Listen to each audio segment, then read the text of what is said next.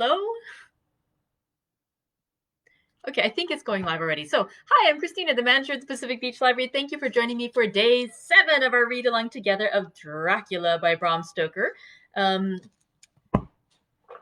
course, it's going to be a fabulous day. I did actually peek into the annotated edition and reread over yesterday's chapter to see the notes, and it was thoroughly amusing. We'll get to it in a bit, but it was just great because in the sections where the older gentleman, Mr. Swales, I believe it was speaking, they would just have a little summary like, this is what he means. It was great. I'm going to start out by having some tea. Today's tea is this gorgeous, deep, dark red color. Very appropriate for our vampiric story. But this one is not the blood orange. This is the berry blossom. But isn't that just gorgeous? I really love the color. Oof. Has like a garnet ruby kind of thing. Maybe a little more garnet because it has just a dark purple tinge to it. Really lovely.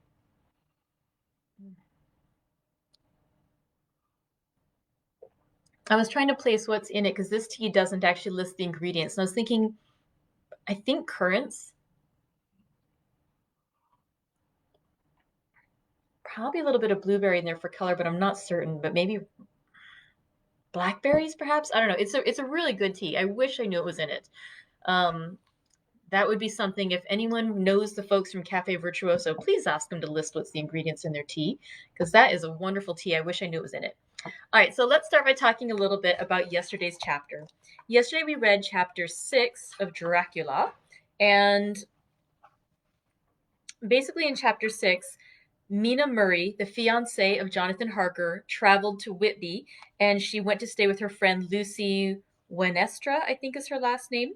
And so she's with Lucy in Whitby, and they're exploring. It's a city along the coast, and they're exploring like the old graveyard, and they meet an older gentleman who's close to 100 years old. And I believe it was let me find it again. I think his name was Mr. Swales. Yes, Mr. Swales. And he's just hilarious. But because he later on explains near the end of the chapter that he's getting older, and so he's trying to make light of death, which he feels to be around the corner and approaching him closer and closer due to his age. But he talks with the young ladies about how, look around this graveyard, like you see all these things written into stone on the headstones, the tombstones, and you can't believe any of it. It's like it's lies, most of it. And he says how, especially with it being a sailing town, a port city, that many of the tombstones are covering empty graves because the bodies were lost at sea. Likewise, too, he talks about like a certain young gentleman. His name was George Cannon, who died after falling from the rocks, and his mother puts it a tombstone saying it was erected by his sorrowing mother to her dearly beloved son. He was the only son of his mother, and she was a widow. And it's actually, the Mr. Swales says it was not to be taken that seriously because he knew that the mother and son had fought for years with each other, and to the point that the son had even said, I hope I end up in hell because I think my mom's pretty pious and I don't want to spend the afterlife with her. Sorry. Eventually he ends up, killing himself, and it's only after that he tumbles off the cliff. But the mother leaves that out in the head on the tombstone. And so Mr. Swales is enjoying being a little bit disrespectful. That's not quite the right word, but making light of the situation. And so while the young ladies are a little bit surprised and not quite aghast, but just like a little bit surprised by what he's done, he's enjoying needling them, but he's just doing it for good fun. And so what we find then too is that, let's see, I was going back and forward a little bit. There's a passage from Dr. Seward, who is the doctor who had proposed to Lucy and was refused. He is still rather sad about that relationship not happening, and he ends up devoting himself to his work. And he talks a bit more about his patient Renfield, who is a very odd man. He seems to have a passion for consuming life of other creatures, and specifically, he uses his food for his meals and his sugar to attract flies. He then uses the flies to feed spiders. He uses the spiders to feed birds, and ultimately he would like to feed the birds to a cat, but because he can't get a cat, he eats the birds. And he keeps a log tallying how many lives he's consumed. So within each bird, he may have consumed 50 spiders. Within 50 spiders, each of them may have consumed however many flies. And so he logs how many lives he's ingesting. And so it's a odd, strange thing that he does, but Dr. Seward is monitoring it and is rather fascinated by it. Mina Murray, by the way, in her journals, she makes out a couple extra things. One of the things she talks about is how her good friend Lucy, with whom she's staying and indeed sharing a room, Lucy has reverted back to her old habit of walking in her sleep. And so, in order to protect her from going out, Mina has been trying to lock the door and everything so that Lucy can't go out into the night. Also, Mina refers several times to her concern about her fiance Jonathan Harker, whom she hasn't heard as much from as she normally would. She got a letter from him that didn't say much other than "I'm going to be at Castle Dracula a while longer," which we know that was dictated to him by Count Dracula, and but she, of course, doesn't realize that. She just knows that something isn't right with Jonathan. And so she's concerned about his safety. The chapter ends, as I'd mentioned, with her going back to the hillside overlooking the cliffs, overlooking the water, excuse me, and her speaking to Mr. Swales and him telling her that, I didn't mean to, sacrilegious, that might be the word I was looking for, that I didn't mean to be too blasphemous with your friend and to disturb you or she, that I'm getting older and I'm just trying to make light of the death that I see coming, but when it comes I will be ready, and I'll go. And then he also says too, going along with that idea that death is coming soon, he points out to the sea and he says, look, there's something in that wind and in the beyond that sounds and looks and tastes and smells like death. It's in the air, I feel it coming. And he points towards the sea, and then he leaves. Then, before she goes back, she's met by another gentleman from the Coast Guard who says that he sees a boat, a Russian boat it looks like, that's behaving oddly, and that there's something very strange about the ship, and he says we'll hear more of her before this time tomorrow. So where chapter 7 resumes, it starts out with a news clipping from the Daily Telegraph, a newspaper. And then, of course, there'll be other bits as well. All right, so let's go ahead and resume our story. We're going to continue with chapter 7, which is entitled Cutting from the Daily Graph, 8 August, pasted in Mina Murray's journal from a correspondent, Whitby. One of the greatest and suddenest storms on record has just been experienced here, with results both strange and unique. The weather has been somewhat sultry, but not to any degree uncommon in the month of August. Saturday evening was as fine as was ever known, and the great body of holiday makers laid out yesterday for visits to Mulgrave Woods, Robin Hood's Bay, Rig Mill, Runswick, Staithes, and the various trips in the neighborhood of Whitby. The steamers Emma and Scarborough made trips up and down the coast, and there was an unusual amount of tripping both to and from Whitby. The day was unusually fine till the afternoon, when some of the gossips who frequent the East Cliff churchyard and from that commanding eminence watch the wide sweep of sea visible to the north and east, called attention to a sudden show of mares' tails high in the sky to the northwest. The wind was then blowing from the southwest in the mild degree, which in barometrical language is ranked number 2, light breeze. The Coast Guard on duty at once made report, and one old fisherman, who for more than half a century has kept watch on weather signs from the East Cliff, foretold in an emphatic manner the coming of a sudden storm. The approach of sunset was so very beautiful, so grand in its masses of splendidly colored clouds, that there was quite an assemblage on the walk along the cliff in the old churchyard to enjoy the beauty. Before the sun dipped below the black mass of Kettleness, standing boldly athwart the western sky, its darkward way was marked by myriad clouds of every sunset color, flame, purple, pink, green, violet, and all the tints of gold, with here and there masses not large, but of seemingly absolute blackness. in all sorts of shapes, as well outlined as colossal silhouettes. The experience was not lost on the painters, and doubtless some of the sketches of the prelude to the great storm will grace the R.A. and R.I. walls in May next. More than one captain made up his mind then and there that his cobble, or his mule as they termed the different classes of boats, would remain in the harbor till the storm had passed. The wind fell away entirely during the evening, and at midnight there was a dead calm, a sultry heat, and that prevailing intensity which, on the approach of thunder, affects persons of a sensitive nature. There were but few lights in sight at sea, for even the coasting steamers, which usually hug the shore so closely, kept well to seaward, and but few fishing boats were in sight. The only sail noticeable was a foreign schooner with all sails set, which was seemingly going westwards. The foolhardiness or ignorance of her officers was a prolific theme for comment whilst she remained in sight, and efforts were made to signal her to reduce sail in face of her danger.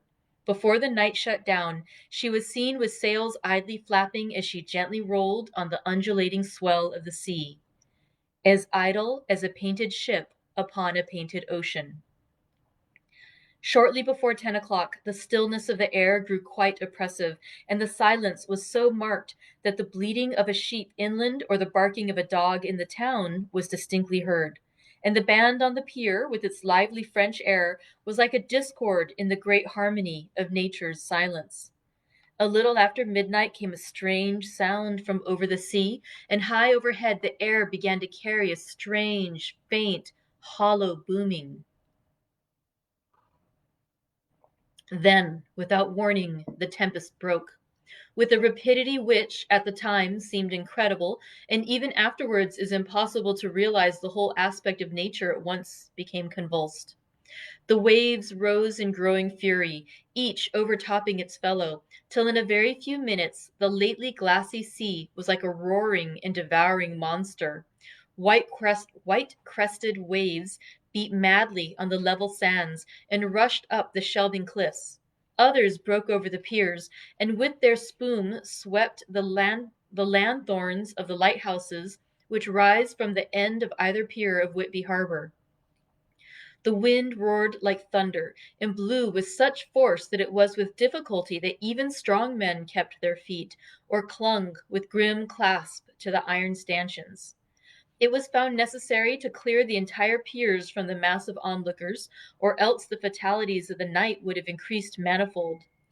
To add to the difficulties and dangers of the time, masses of sea fog came drifting inland, white, wet clouds, which swept by in ghostly fashion, so dank and damp and cold that it needed but little effort of imagination to think that the spirits of those lost at sea were touching their living brethren with the clammy hands of death, and many a man shuddered as the wreaths of sea mist swept by. At times the mist cleared, and the sea for some distance could be seen in the glare of the lightning, which now came thick and fast, followed by such sudden peals of thunder that the whole sky overhead seemed trembling under the shock of the footsteps of the storm. Some of the scenes thus revealed were of immeasurable grandeur and of absorbing interest. The sea, running mountains high, threw skywards with each wave mighty masses of white foam, which the tempest seemed to snatch at and whirl away into space. Here and there a fishing boat, with a rag of sail, running madly for shelter before the blast. Now and again the white wings of a storm-tossed seabird. On the summit of the east cliff, the new searchlight was ready for experiment, but had not yet been tried. The officers in charge of it got it into working order, and in the pauses of the inrushing mist swept with it the surface of the sea. Once or twice its service was most effective, as when a fishing boat with gunwale under water rushed into the harbor, able, by the guidance of the sheltering light, to avoid the danger of dashing against the piers. As each boat achieved the safety of the port, there was a shout of joy from the mass of people on shore, a shout which for a moment seemed to cleave the gale and was then swept away in its rush. Before long the searchlight discovered some distance away a schooner with all sails set, apparently the same vessel which had been noticed earlier in the evening. The wind had by this time backed to the east, and there was a shudder amongst the watchers on the cliff as they realized the terrible danger in which she now was. Between her and the port lay the great flat reef on which so many good ships have from time to time suffered, and, with the wind blowing from its present quarter, it would be quite impossible that she should fetch the entrance of the harbor.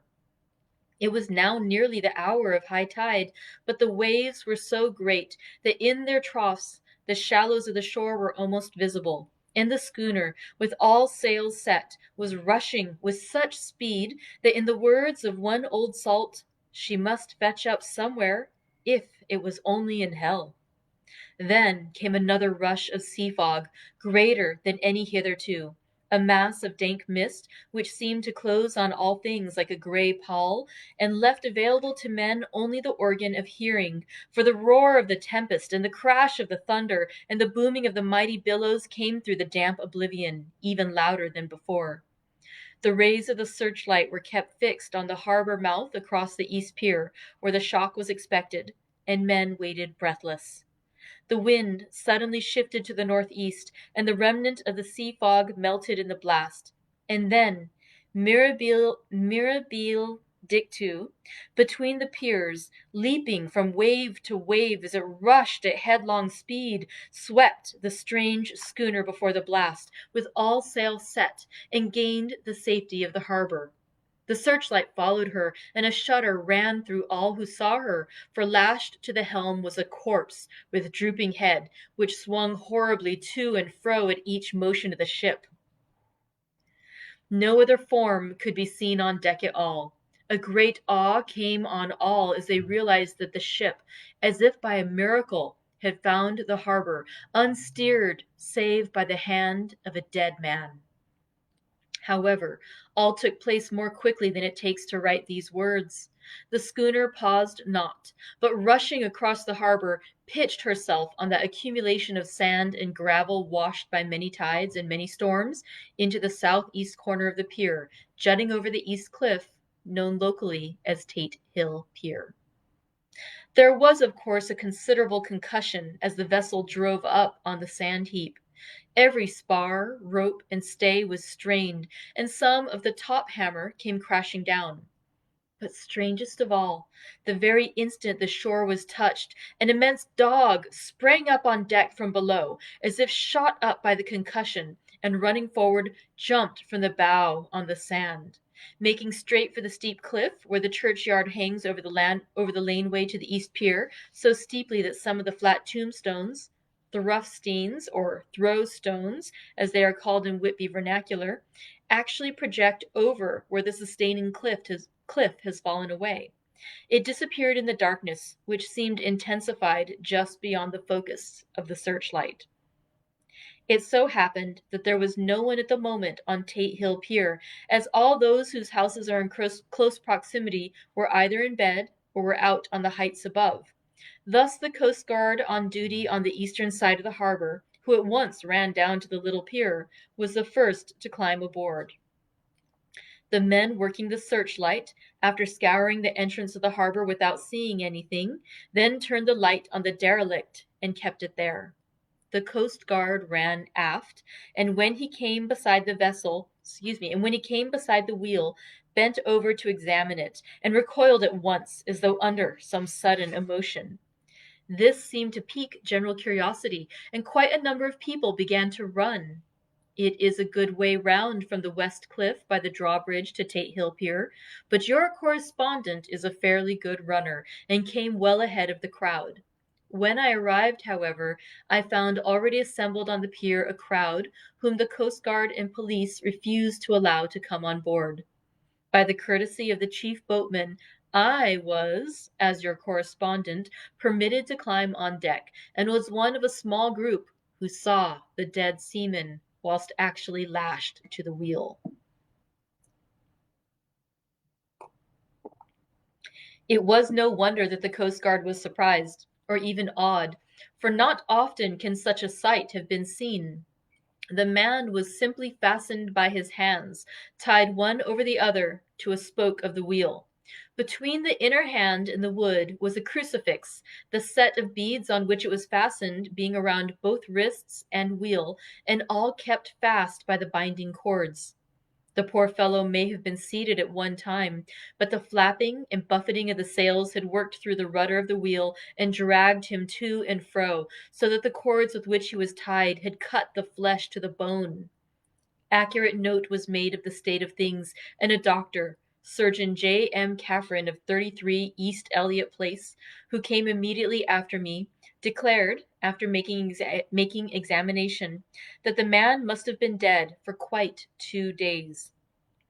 In his pocket was a bottle, carefully corked, empty save for a little roll of paper, which proved to be the addendum to the log. The coast guard said the man must have tied up his own hands, fastening the knots with his teeth. The fact that a coast guard was the first on board may save some complications later on in the Admiralty Court, for coast guards cannot claim the salvage which is the right of the first civilian entering on a derelict.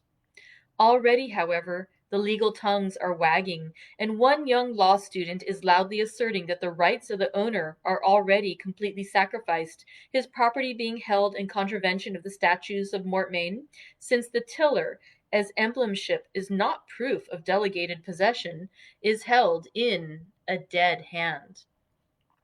It is needless to say that the dead steersman has been reverently removed from the place where he held his honorable watch and ward till death. A steadfastness as noble as that of a young Casabianca, and placed in the mortuary to await inquest. Already the sudden storm is passing, and its fierceness is abating. Crowds are scattering homeward, and the sky is beginning to redden over the Yorkshire wolds. I shall send, in time for your next issue, further details of the derelict ship which found her way so miraculously into harbor in the storm. 9 August. The sequel to the strange arrival of the derelict in the storm last night, is almost more startling than the thing itself. It turns out that the schooner is a Russian from Varna and is called the Demeter. She is almost entirely in ballast of silver sand, with only a small amount of cargo, a number of great wooden boxes filled with mold. This cargo was consigned to a Whitby solicitor, Mr. S. F. Billington, of 7, the Crescent, who this morning went aboard and formally took possession of the goods consigned to him.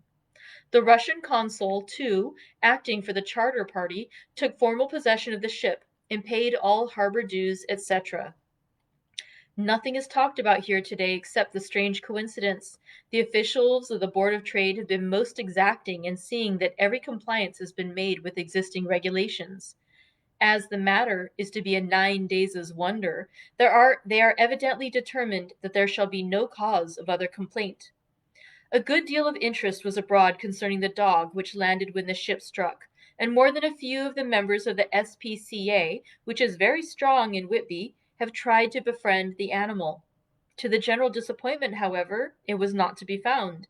It seems to have disappeared entirely from the town. It may be that it was frightened and made its way onto the moors, where it is still hiding in terror. There are some who look with dread on such a possibility, lest later on should it itself become a danger, for it is evidently a fierce brute. Early this morning a large dog, half-bred mastiff belonging to a coal merchant close to Tate Hill Pier, was found dead in the roadway opposite to its master's yard. It had been fighting, and manifestly had had a savage opponent, for its throat was torn away, and its belly was slit open as if with a savage claw. Later. By the kindness of the Board of Trade Inspector, I have been permitted to look over the logbook of the Demeter, which was in order up to within 3 days, but contained nothing of special interest, except as to facts of missing men. The greatest interest, however, is with regard to the paper found in the bottle, which was today produced at the inquest, and a more strange narrative than the two between them unfold it has not been my lot to come across. As there is no motive for concealment, I am permitted to use them, and accordingly send you a rescript, simply omitting technical details of seamanship and supercargo. It almost seems as though the captain had been seized with some kind of mania before he had got well into blue water, and that this had developed persistently throughout the voyage. Of course, my statement must be taken cum grano, since I am writing from the dictation of a clerk of the Russian consul, who kindly translated for me, time being short. Log of the Demeter, Varna to Whitby. Written 18 July. Things so strange happening that I shall keep accurate note henceforth till we land. On 6 July we finished taking in cargo, silver sand, and boxes of earth. At noon set sail. East wind, fresh. Crew, 5 hands. 2 mates, cook, and myself, captain. On 11 July, at dawn, entered Bosphorus. Boarded by Turkish customs officers. Backsheesh, all correct. Underway at 4 p.m. On 12 July, through Dardanelles. More customs officers and flagboat of guarding squadron. Backsheesh again. Work of officers thorough, but quick. Want us off soon. At dark, passed into archipelago. On 13 July, passed Cape Matapan. Crew dissatisfied about something. Seemed scared, but would not speak out. On 14 July, was somewhat anxious about crew. Men all steady fellows, who sailed with me before. Mate could not make out what was wrong. They only told him there was something, and crossed themselves. Mate lost temper with one of them that day, and struck him. Expected fierce quarrel, but all was quiet. On 16 July, mate reported in the morning that one of the crew, Petrovsky, was missing. Could not account for it. Took larboard watch 8 bells last night. Was relieved by Abramoff, but did not go to bunk. Men more downcast than ever. All said they expected something of the kind, but would not say more than there was something aboard. Mate getting very impatient with them. Feared some trouble ahead. On 17 July, yesterday, one of the men, Olgaren, came to my cabin and in an awestruck way confided to me that he thought there was a strange man aboard the ship. He said that in his watch he had been sheltering behind the deck house as there was a rainstorm, when he saw a tall, thin man who was not like any of the crew come up the companionway and go along the deck forward and disappear. He followed cautiously, but when he got to bows, found no one, and the hatchways were all closed. He was in a panic of superstitious fear, and I am afraid the panic may spread. To allay it, I shall today search entire ship carefully from stem to stern. Later in the day I got together the whole crew and told them, as they evidently thought there was someone in the ship, we would search from stem to stern. First mate angry, said it was folly, and to yield to such foolish ideas would demoralize the men. Said he would engage to keep them out of trouble with a handspike. I let him take the helm, while the rest began thorough search, all keeping abreast with lanterns. We left no corner unsearched. As there were only the big wooden boxes, there were no odd corners where a man could hide. Men much relieved when search over, and went back to work cheerfully. First mate scowled, but said nothing. 22 July. Rough weather last 3 days, and all hands very busy with salts. No time to be frightened. Men seem to have forgotten their dread. Mate cheerful again, and all on good terms. Praised men for work in bad weather. Past Gibraltar and out through straits. All well. 24 July. There seems some doom over this ship. Already a hand short, and entering on the Bay of Biscay with wild weather ahead, and yet last night another man lost. Disappeared. Like the first, he came off his watch and was not seen again. Men all in a panic of fear, sent a round robin asking to have double watch, as they fear to be alone. Mate angry, fear there will be some trouble, as either he or the men will do some violence. 28 July. 4 days in hell, knocking about in a sort of maelstrom, and the wind is a tempest. No sleep for anyone. Men all worn out, hardly know how to set a watch, since no one fit to go on. Second mate volunteered to steer and watch, and let men snatch a few hours' sleep. Wind abating, Seas still terrific, but feel them less as ship is steadier. 29 July. Another tragedy. Had single watch tonight, as crew too tired to double. When morning watch came on deck, could find no one except steersman. Raised outcry, and all came on deck. Thorough search, but no one found. Are now without second mate, and crew in a panic. Mate and I agreed to go armed henceforth, and wait for any sign of cause. 30 July. Last night. Rejoiced we are nearing England. Weather fine, all sails set. Retired, worn out. Slept soundly. Awakened by mate telling me that both men of watch and steersman missing. Only self and mate and 2 hands left to work ship. 1 August. 2 days of fog and not a sail sighted. Had hoped when in the English Channel to be able to signal for help or get in somewhere. Not having power to work sails, have to run before wind. Dare not lower, as could not raise them again. We seem to be drifting to some terrible doom. Mate now more demoralized than either of men.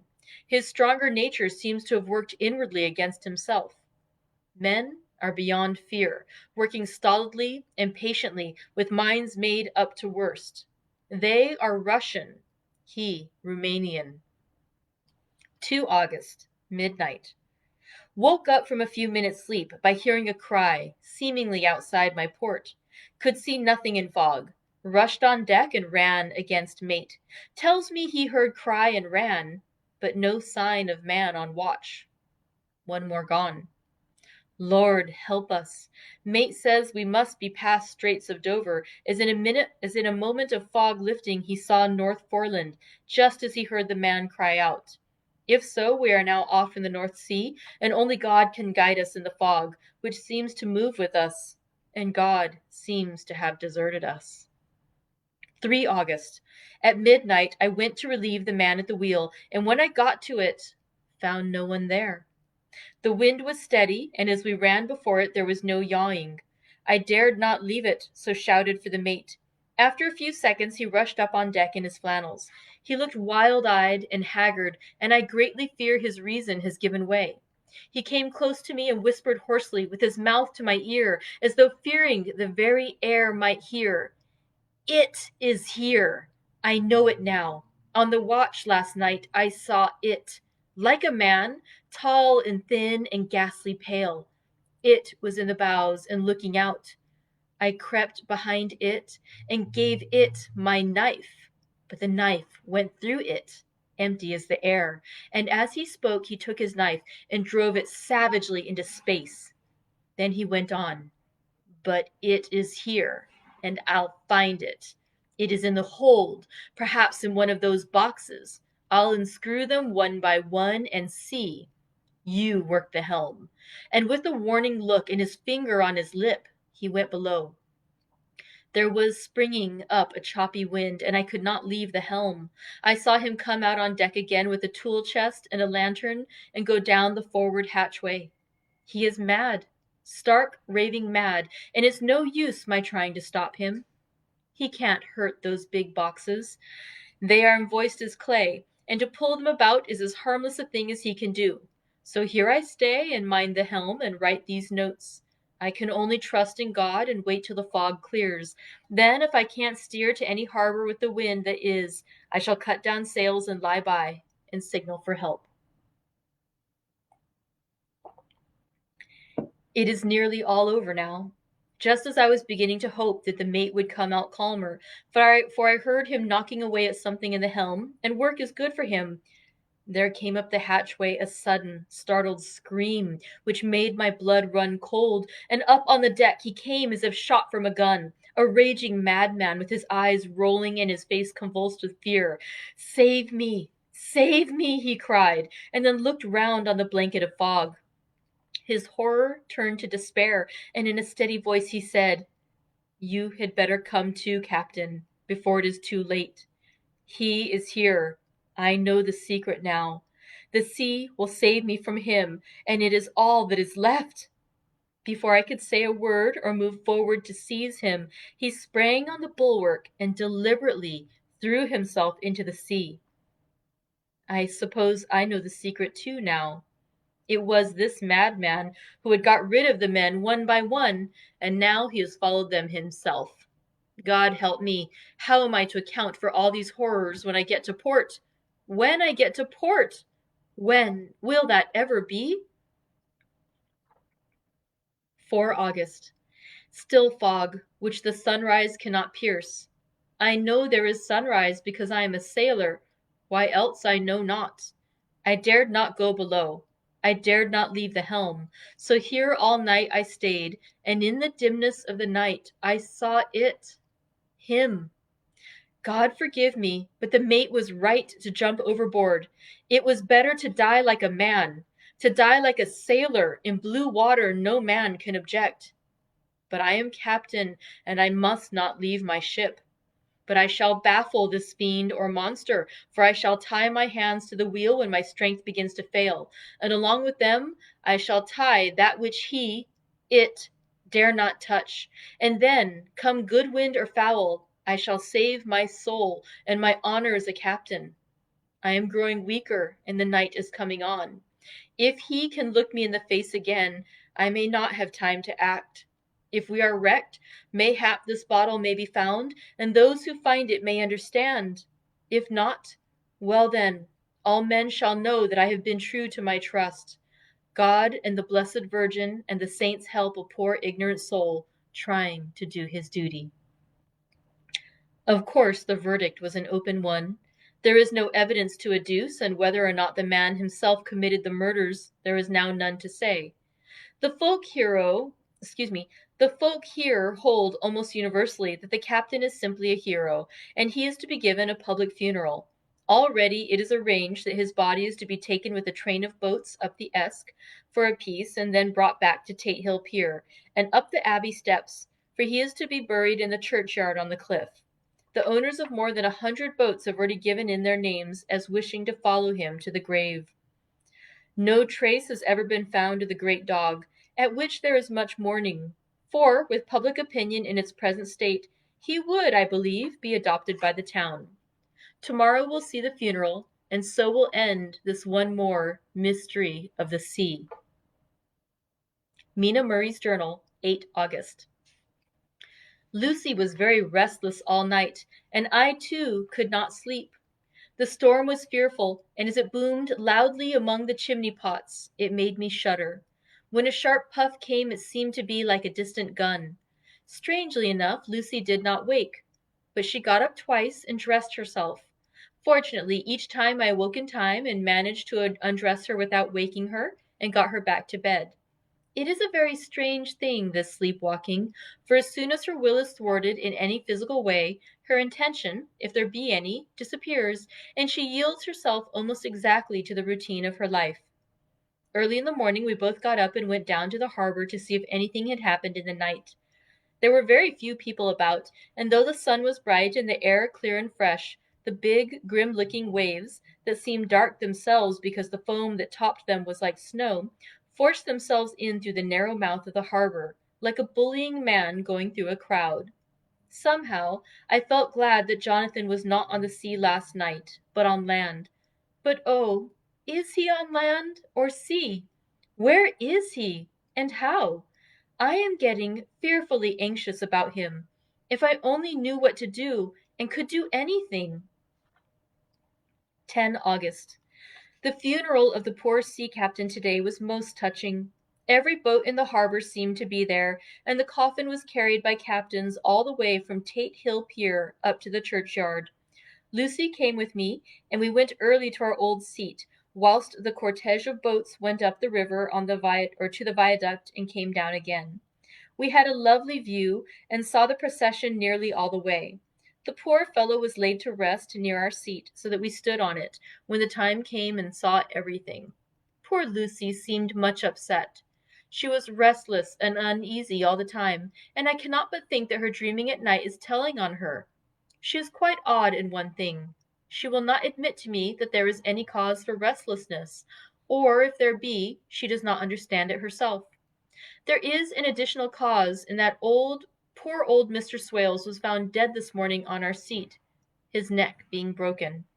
He had evidently, as the doctor said, fallen back in the seat in some sort of fright, for there was a look of fear and horror on his face that the men said made them shudder.